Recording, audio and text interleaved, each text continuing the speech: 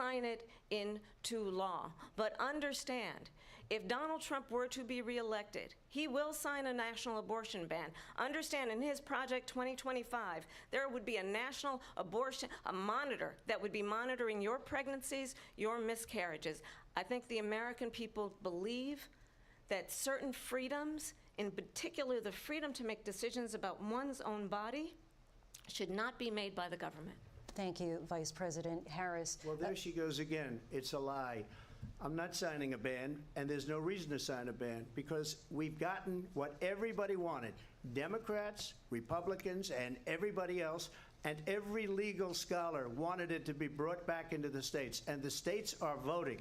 And it may take a little time, but for 52 years, this issue has torn our country apart, and they've wanted it back in the states. And I did something that nobody thought was possible. The states are now voting. What she says is an absolute lie. And as far as the abortion ban, no, I'm not in favor of abortion ban, but it doesn't matter because this issue has now been taken over by the states. Would you veto a national abortion ban if it came to your Well, I won't desk? have to because, again, two things. Number one, she said she'll go back to Congress. She'll never get the vote. It's impossible for her to get the vote, especially now with the 50-50, essentially 50-50 in both Senate and the House. She's not going to get the vote. She can't get the vote. She won't even come close to it. So it's just talk. You know what it reminds me of? When they said they're going to get student loans terminated, and it ended up being a total catastrophe. The student loans, and then her, I think probably her boss, if you call him a boss, he spends all his time on the beach. But look, her boss went out and said, we'll do it again. We'll do it a different way. And he went out, got rejected again by the Supreme Court. So all these students got taunted with this whole thing about this whole idea.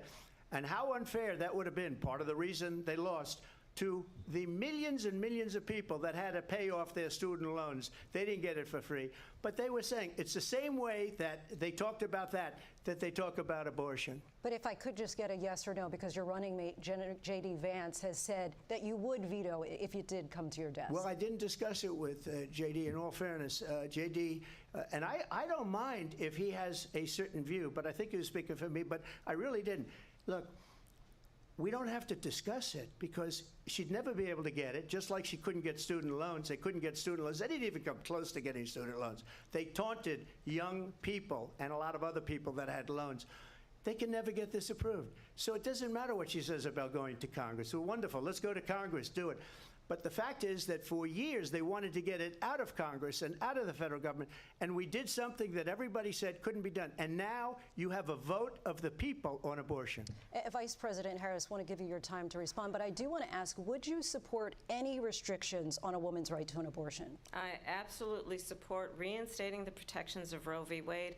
And as you rightly mentioned, nowhere in America is a woman carrying a pregnancy to term and asking for an abortion. That is not happening. It's insulting to the women of America. And understand what has been happening under Donald Trump's abortion bans. Couples who pray and dream of having a family are being denied IVF treatments. What is happening in our country? Working people, working women, who are working 1 or 2 jobs, who can barely afford childcare as it is, have to travel to another state to get on a plane sitting next to strangers to go and get the health care she needs, barely can afford to do it, and what you are putting her through is unconscionable. And the people of America have not, the majority of Americans believe in a woman's right to make decisions about her own body. And that is why in every state where this issue has been on the ballot, in red and blue states both, the people of America have voted for freedom. Vice President Harris, excuse me, I have to respond. Another lie. It's another lie. I have been a leader on IVF, which is fertilization. The IVF, I have been a leader. In fact, when they got a very negative decision on IVF from the Alabama courts, I saw the people of Alabama and the legislature 2 days later voted it in. I've been a leader on it. They know that, and everybody else knows it. I have been a leader on fertilization, IVF. And the other thing, you should ask. will she allow abortion in the 8th month, 9th month, 7th month? Come on. Okay, would you do that? Why don't you ask her that question? Why don't you answer That's the problem. question? Would you because veto? under Roe v. Answer Wade, the question, would you veto? you could do abortions in the 7th month, the 8th month, the 9th That's month, not true. and probably after birth. Just look at the governor, former governor of Virginia. The governor of Virginia said, we put the baby aside, and then we determine what we want to do with the baby. President Trump, thank you. We're going to turn now to immigration and border security. We know it's an issue that's important to Republicans, Democrats, voters across the board in this country. Vice President Harris, you were tasked by President Biden with getting to the root causes of migration from Central America. We know that illegal border crossings reached a record high in the Biden administration. This past June, President Biden imposed tough new asylum restrictions. We know the numbers since then have dropped significantly. But my question to you tonight is, why did the administration wait until 6 months before the election to act? And would you have done anything differently from President Biden on this? So I'm the only person on this stage who has prosecuted transnational criminal organizations for the trafficking of guns, drugs, and human beings. And let me say that the United States Congress, including some of the most conservative members of the United States Senate, came up with a border security bill which I supported. And that bill would have put 1,500 more border agents on the border to help those folks who are working there right now overtime trying to do their job. It would have allowed us to stem the flow of fentanyl coming into the United States.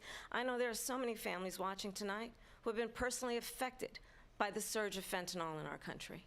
That bill would have put more resources to allow us to prosecute transnational criminal organizations for trafficking in guns, drugs, and human beings. But you know what happened to that bill? Donald Trump got on the phone, called up some folks in Congress, and said, kill the bill. And you know why? Because he'd prefer to run on a problem instead of fixing a problem. And understand, this comes at a time where the people of our country actually need a leader who engages in solutions, who actually addresses the problems at hand. But what we have in the former president is someone who would prefer to run on a problem instead of fixing a problem. And I'll tell you something, he's going to talk about immigration a lot tonight, even when it's not the subject that is being raised. And I'm going to actually do something really unusual, and I'm going to invite you to attend one of Donald Trump's rallies, because it's a really interesting thing to watch. You will see during the course of his rallies, he talks about fictional characters like Hannibal Lecter. He will talk about windmills cause cancer. And what you will also notice is that people start leaving his rallies early out of exhaustion and boredom. And I will tell you, the one thing you will not hear him talk about is you. You will not hear him talk about your needs, your dreams, and your desires. And I'll tell you, I believe you deserve a president who actually puts you first, and I pledge to you that I will. Vice President Harris, thank you. President Trump, on that point, I want to get your response. Well, I would like to respond. Let me just ask, though, why did you try to kill that bill, and successfully so, that would have put thousands of additional agents and officers on the border? First, let me respond as to the Please. rallies. She said people start leaving. People don't go to her rallies. There's no reason to go. And the people that do go, she's bussing them in and paying them to be there, and then showing them in a different light. So she can't talk about that. People don't leave my rallies. We have the biggest rallies, the most incredible rallies in the history of politics. That's because people want to take their country back. Our country is being lost. We're a failing nation. And it happened 3.5 years ago. And what's going on here, you're going to end up in World War III, just to go into another subject. What they have done to our country by allowing these millions and millions of people to come into our country, and look at what's happening to the towns all over the United States. And a lot of towns don't want to talk. It's not going to be Aurora or Springfield. A lot of towns don't want to talk about it because they're so embarrassed by it. In Springfield, they're eating the dogs, the people that came in. They're eating the cats. They're eating the pets of the people that live there. And this is what's happening in our country, and it's a shame. As far as rallies are concerned, as far as the reason they go is they like what I say. They want to bring our country back. They want to make America great again. It's a very simple phrase, make America great again. She's destroying this country, and if she becomes president, this country doesn't have a chance of success. Not only success, we'll end up being Venezuela on steroids. I just want to clarify here. You bring up Springfield, Ohio, and ABC News did reach out to the city manager there. He told us there have been no credible reports of specific claims of pets being harmed, injured, or abused by individuals within the immigrant community. Well, I've seen people on television. Let me just say here, this is the people on television say my dog was taken and used for food. So maybe he said that, and maybe that's a good thing to say for a city manager. I'm not taking this from but television. The people are I'm on taking it from television the city saying manager. their dog was eaten by the people that went there. Again, the Springfield city manager says there's no evidence of that. Vice President Harris, I'll let you respond to the rest of what you've heard. You talk about extreme. You know, this is, I think, one of the reasons why in this election I actually have the endorsement of 200 Republicans who have formerly worked with President Bush, Mitt Romney, and John McCain, including the endorsement of former Vice President Dick Cheney and Congress member Liz Cheney. And if you want to really know the inside track on who the former president is, if he didn't make it clear already, just ask people who have worked with him. His former chief of staff, a 4-star general, has said he has contempt for the Constitution of the United States. His former national security advisor has said he is dangerous and unfit. His former Secretary of Defense has said the nation, the republic, would never survive another Trump term. And when we listen to this kind of rhetoric, when the issues that affect the American people are not being addressed, I think the choice is clear in this election. President Trump, I'll give you a quick minute to respond here. Thank you, because when I hear that, see, I'm a different kind of a person. I fired most of those people. Not so graciously. They did bad things or a bad job. I fired them. They never fired one person. They didn't fire anybody having to do with Afghanistan and the Taliban and the 13 people who's were just killed, viciously and violently killed. And I got to know the parents and the family. They didn't fire. They should have fired all those generals, all those top people, because that was one of the most incompetently handled situations anybody has ever seen. So when somebody does a bad job, I fire him. And you take a guy like Esper, he was no good, I fired him, so he writes a book. Another one writes a book, because with me they can write books, with nobody else can they. But they have done such a poor job, and they never fire anybody. Look at the economy, look at the inflation. They didn't fire any of their economists, they have the same people. That's a good way not to have books written about you. But just to finish, I got more votes than any Republican in history by far. In fact, I got more votes than any president, sitting president, in history by far. Let me continue on immigration. It was what you wanted to talk about earlier, so let's get back to your deportation proposal that the vice president has reacted to as well. President Trump, you call this the largest domestic deportation operation in the history of our country. You say you would use the National Guard. You say if things get out of control, you'd have no problem using the U.S. military. Police, yes. You also said you would use local police. How would you deport 11 million undocumented immigrants? I know you believe that number is much higher. Take us through this. What does this look like? Will authorities be going door to door in this country? Yeah, it is much higher because of them. They allowed criminals, many, many millions of criminals. They allowed terrorists. They allowed common street criminals. They allowed people to come in, drug dealers, to come into our country, and they're now in the United States and told by their countries like Venezuela, don't ever come back or we're going to kill you. Do you know that crime in Venezuela and crime in countries all over the world is way down? You know why? Because they've taken their criminals off the street and they've given them to her to put into our country.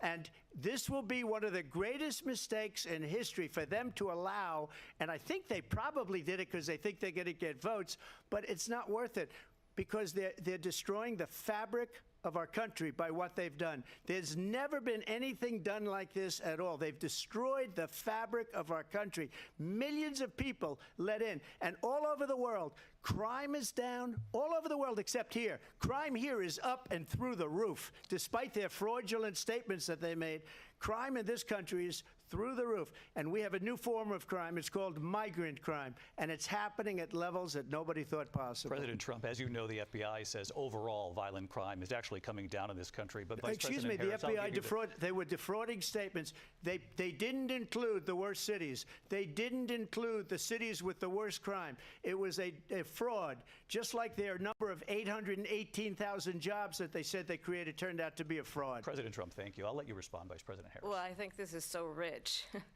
coming from someone who has been prosecuted for national security crimes, economic crimes, election interference, has been found liable for sexual assault, and his next big court appearance is in November at his own criminal sentencing.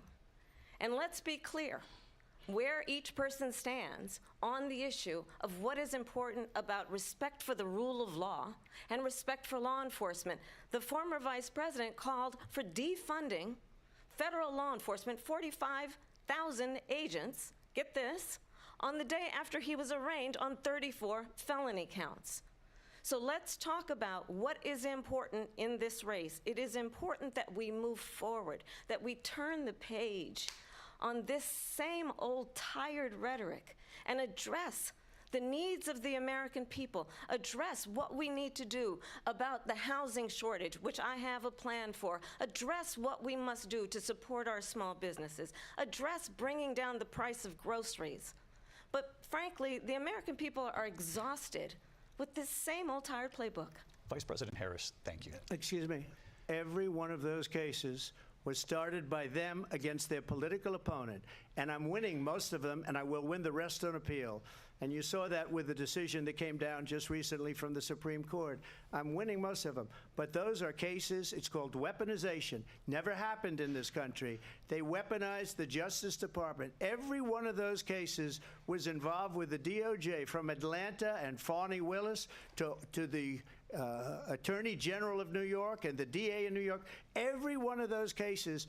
And then they say, oh, he's a criminal. They're the ones that made them go after me. By the way, Joe Biden was found essentially guilty on the documents case. And what happened in my documents case? They said, oh, that's the toughest of them all.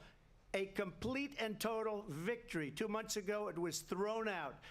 It's weaponization, and they used it, and it's never happened in this country. They used it to try and win an election. They're fake cases. President Trump, thank you. A really quick response here, Vice President Harris, on this notion of weaponization of the Justice Department. Well, let's talk about extreme and understand the context in which this election in 2024 is taking place. The United States Supreme Court recently ruled that the former president would essentially be immune from any misconduct if he were to enter the White House again. Understand, this is someone who has openly said he would terminate, I'm quoting, terminate the Constitution of the United States, that he would weaponize the Department of Justice against his political enemies. Someone who has openly expressed disdain for members of our military. Understand what it would mean if Donald Trump were back in the White House with no guardrails, because certainly we know now the court won't stop him. We know J.D. Vance is not going to stop him.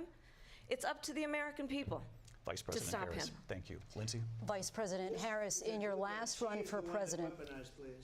This is the one that weaponized, not me. She weaponized. I probably took a bullet to the head because of the things that they say about me. They talk about democracy. I'm a threat to democracy. They're the threat to democracy with a fake Russia investigation We do have a lot that went nowhere. We have a lot to get to. Lindsay? Vice President Harris, in your last run for president, you said you wanted to ban fracking. Now you don't. You wanted mandatory government buyback programs for assault weapons. Now your campaign says you don't. You supported decriminalizing border crossings. Now you're taking a harder line. I know you say that your values have not changed. So then why have so many of your policy positions changed?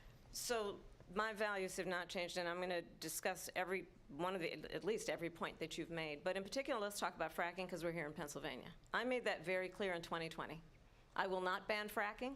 I have not banned fracking as Vice President of the United States, and in fact, I was the tie-breaking vote on the Inflation Reduction Act, which opened new leases for fracking. My position is that we have got to invest in diverse sources of energy so we reduce our reliance on foreign oil. We have had the largest increase in domestic oil production in history because of an approach that recognizes that we cannot over-rely on foreign oil.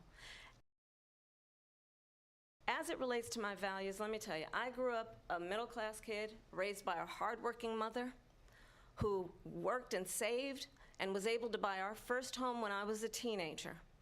The values I bring to the importance of home ownership, knowing not everybody got handed $400 million on a silver platter and then filed bankruptcy 6 times, is a value that I bring to my work to say we are going to work with the private sector and home builders to increase 3 million homes, increase by 3 million homes by the end of my first term. My work that is related to having a friend when I was in high school who was sexually assaulted by her stepfather. And my focus then on protecting women and children from violent crime is based on a value that is deeply grounded in the importance of standing up for those who are most vulnerable.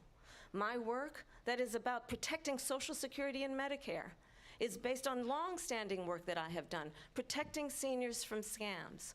My values have not changed. And what is important is that there is a president who actually brings values and a perspective that is about lifting people up and not beating people down and name-calling. The true measure of the leader is the leader who actually understands the strength is not in beating people down, it's in lifting people up. I intend to be that president. President Trump, your response? Well, first of all, I wasn't given $400 million. I wish I was. My father was a Brooklyn builder, Brooklyn, Queens, and a great father, and I learned a lot from him. But I was given a fraction of that, a tiny fraction, and I built it into many, many billions of dollars, many, many billions. And when people see it, they are even surprised. So we don't have to talk about that. Fracking, she's been against it for 12 years. Defund the police, she's been against that forever. She gave all that stuff up very wrongly, very horribly, and everybody's laughing at it, okay? They're all laughing at it. She gave up at least 12 and probably 14 or 15 different policies. Like, she was big on defund the police. In Minnesota, she went out, wait a minute, I'm talking now, if you don't mind, please. Does that sound familiar? Don't lie. She went out in Minnesota and wanted to let criminals that killed people, that burned down Minneapolis, she went out and raised money to get them out of jail. She did things that nobody would ever think of. Now she wants to do transgender operations on illegal aliens that are in prison. This is a radical left liberal that would do this. She wants to confiscate your guns, and she will never allow fracking in Pennsylvania. If she won the election, fracking in Pennsylvania will end on day one. Just to finish, one thing so important in my opinion. So I got the oil business going like nobody has ever done before. When they took over, they got rid of it, started getting rid of it, and the prices were going up the roof. They immediately let these guys go to where they were. I would have been 5 times, 4 times, 5 times higher, because you're talking about 3.5 years ago. They got it up to where I was because they had no choice, because the prices of energy were quadrupling and doubling. You saw what happened to gasoline. So they said, let's go back to Trump. But if she won the election, the day after that election, they'll go back to destroying our country, and oil will be dead, fossil fuel will be dead, we'll go back to windmills, and we'll go back to solar, where they need a whole desert to get some energy to come out of it. You ever see a solar plant? By the way, I'm a big fan of solar, but they take 400, 500 acres of desert President soil. Trump, we have a These lot are of not good issues things that we for the have to get to. environment that We're she out of time. understands. Thank you. Lindsay, thank you. We have an election in just 56 days. And I want to talk about the peaceful transfer of power, which, of course, we all know is a cornerstone of our democracy, and the role of a president in a moment of crisis. Mr. President, on January 6th, you told your supporters to march to the Capitol. You said you would be right there with them. The country and the world saw what played out at the Capitol that day, the officers coming under attack. Aides in the West Wing say you watched it unfold on television off the Oval Office. You did send out tweets, but it was more than 2 hours before you sent out that video message telling your supporters to go home. Is there anything you regret about what you did on that day? You just said a thing that isn't covered. peacefully and patriotically, I said during my speech, not later on. Peacefully and patriotically. And nobody on the other side was killed. Ashley Babbitt was shot by an out-of-control police officer that should have never, ever shot her. It's a disgrace. But we didn't do this group of people that have been treated so badly. I ask, what about all the people that are pouring into our country and killing people that she allowed to pour in? She was the border czar, remember that. She was the border czar. She doesn't want to be called the border czar because she's embarrassed by the border. In fact, she said at the beginning, well, I'm surprised you're not talking about the border yet. That's because she knows what a bad job they've done. What about those people? What are they going to be prosecuted? When are these people from countries all over the world, not just South America? They're coming in from all over the world, David, all over the world. And crime rates are down all over the world because of it. But let me just when ask are those, David, when are those people going to be prosecuted? When are the people that burned down Minneapolis going to be prosecuted? Or in Seattle? They went into Seattle. They took over a big percentage of the city of Seattle. When are those people going to be prosecuted? But let me just ask You might ask her that question. You were the president. You were watching it unfold on television. It's a very simple question as we move forward toward another election. Is there anything you regret about what you did on that day? Yes or no? I had nothing to do with that other than they asked me to make a speech. I showed up for a speech. I said, I think it's going to be big. I went to Nancy Pelosi and the mayor of Washington, D.C., and the mayor put it back in writing, as you know. I said, you know, this is going to be a very big rally or whatever you want to call it. And again, it wasn't done by me. It was done by others. I said, I'd like to give you 10,000 National Guard or soldiers.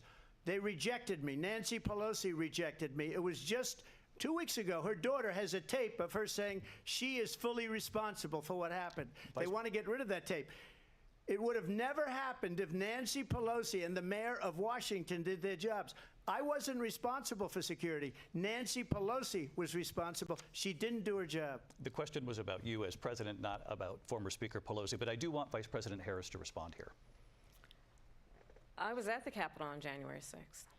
I was the vice president-elect. I was also an acting senator. I was there.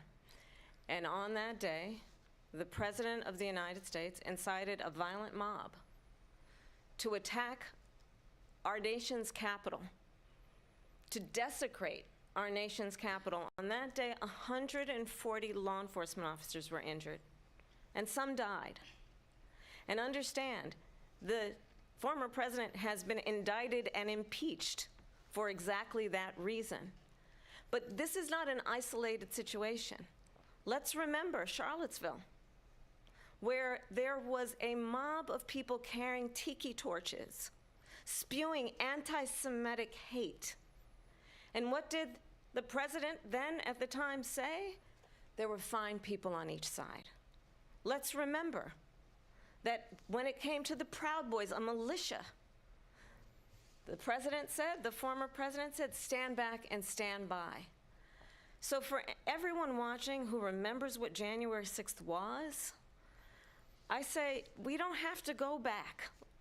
Let's not go back. We're not going back. It's time to turn the page. And if that was a bridge too far for you, well, there is a place in our campaign for you to stand for country, to stand for our democracy, to stand for rule of law, and to end the chaos, and to end the approach that is about attacking the foundations of our democracy because you don't like the outcome. And be clear on that point.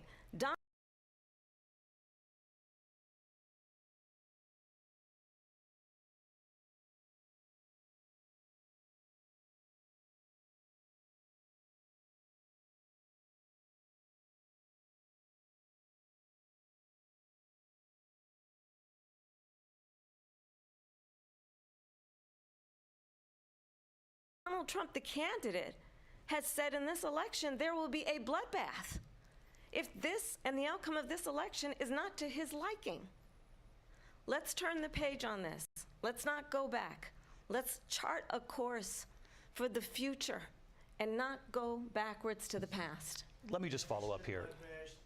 It was a different term, and it was a term that related to energy because they have destroyed our energy business. That was where bloodbath was. Also, on Charlottesville, that story has been, as you would say, debunked. Laura Ingraham, Sean Hannity, Jesse, all of these people, they covered it. If they go an extra sentence, they will see it was perfect. It was debunked in almost every newspaper, but they still bring it up, just like they bring 2025 up. They bring all of this stuff up. I ask you this, you talk about the Capitol. Why are we allowing these millions of people to come through on the southern border? How come she's not doing anything? And I'll tell you what I would do, and I would be very proud to do it. I would say we would both leave this debate right now. I'd like to see her go down to Washington, D.C. during this debate because we're wasting a lot of time. Go down to, because she's been so bad, it's so ridiculous. Go down to Washington, D.C. and let her sign a bill to close up the border because they have the right to do it. They don't need bills. They have the right to do it. The President of the United States, you'll get him out of bed, you'll wake him up at 4 o'clock in the afternoon, you'll say, come on down to the office, let's sign a bill. If he signs a bill that the border is closed, all he has to do is say it to the Border Patrol, who are phenomenal. If they do that, the border is closed. Mr. Those President, people are killing many people, unlike J6. We talked immigration here tonight. I do want to focus on this next issue to both of you because it really brings us this into focus, truth in these times that we're living in. Mr. President, for 3.5 years after you lost the 2020 election, you repeatedly falsely claimed that you won, many times saying you won in a landslide. In the past couple of weeks leading up to this debate, you have said, quote, you lost by a whisker, that you, quote, didn't quite make it, that you came up a little bit short. I said that? Are you now acknowledging that you lost in 2020? No, I don't acknowledge that at all. But I you said did that say sarcastically. That. You know that. It was said, oh, we lost by a whisker. That was said sarcastically. Look, there's so much proof. All you have to do is look at it. And they should have sent it back to the legislatures for approval. I got almost 75 million votes, the most votes any sitting president has ever gotten. I was told if I got 63, which was what I got in 2016, you can't be beaten. The election, people should never be thinking about an election as fraudulent. We need two things. We need walls, and we have to have it. We have to have borders, and we have to have good elections. Our elections are bad. And a lot of these illegal immigrants coming in, they're trying to get them to vote. They can't even speak English. They don't even know what country they're in practically. And these people are trying to get them to vote. And that's why they're allowing them to come into our country. I did watch all of these pieces of video. I didn't detect the sarcasm, lost by a whisker. We didn't quite make it. And we should just point out here as clarification, and you know this, you and your allies, 60 cases in front of many judges, many of them Republican. No judge looked at it. And said they there was said no we didn't have widespread fraud. standing. That's the other thing. They said we didn't have standing, a technicality. Can you imagine a system where a person in an election doesn't have standing? The President of the United States doesn't have standing. That's how we lost. If you look at the facts, and I'd love to have you'll do a special on it. I'll show you Georgia, and I'll show you Wisconsin, and I'll show you Pennsylvania, and I'll show you. We have so many facts and statistics, but you know what? That doesn't matter because we have to solve the problem that we have right now. That's old news. And the problem that we have right now is we have a nation in decline, and they have put it into decline. We have a nation that is dying, David. Mr. President, thank you. Vice President Harris, you heard the president there tonight. He said he didn't say that he lost by a whisker. So he still believes he did not lose the election that was won by President Biden and yourself.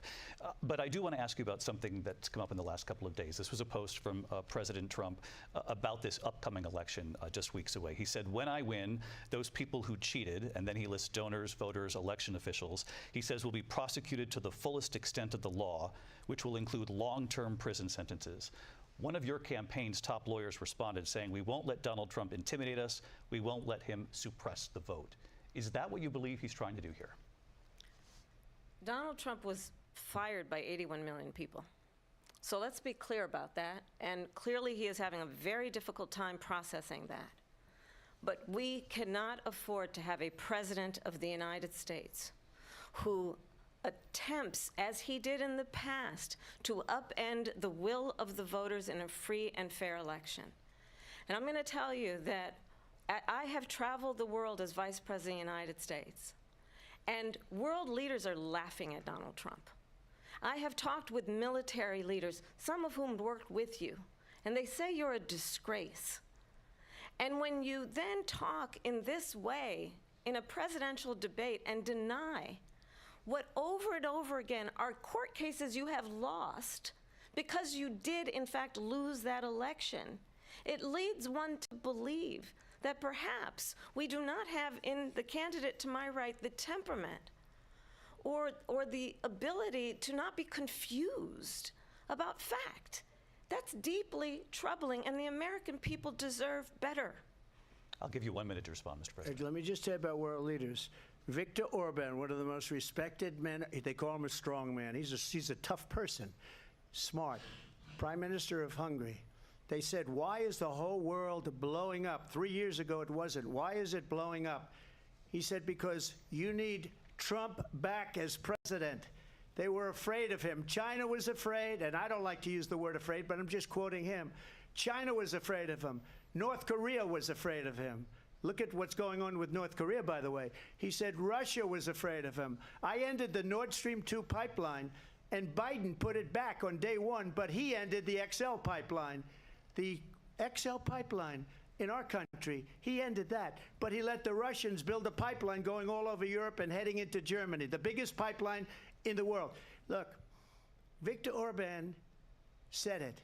He said the most respected, most feared person is Donald Trump. We had no problems when Trump was president, but when this weak, pathetic man that you saw at a debate just a few months ago, that if he weren't in that debate, he'd be running instead of her. She got no votes. He got 14 million votes. What you did, you talk about a threat to democracy.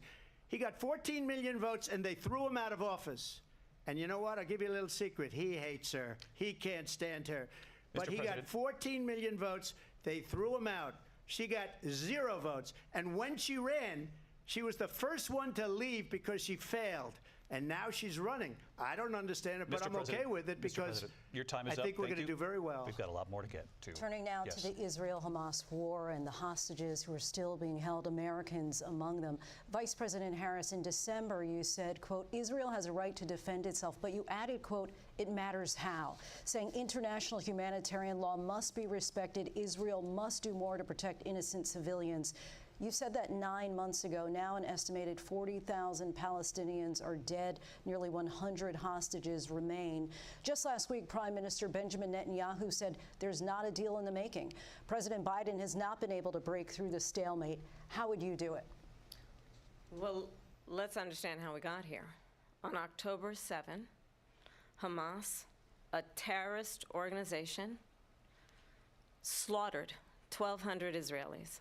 Many of them young people who were simply attending a concert. Women were horribly raped. And so absolutely, I said then, I say now, Israel has a right to defend itself. We would. And how it does so matters. Because it is also true, far too many innocent Palestinians have been killed. Children, mothers. What we know is that this war must end. It must end immediately, and the way it will end is we need a ceasefire deal and we need the hostages out. And so we will continue to work around the clock on that. Work around the clock, also understanding that we must chart a course for a two-state solution.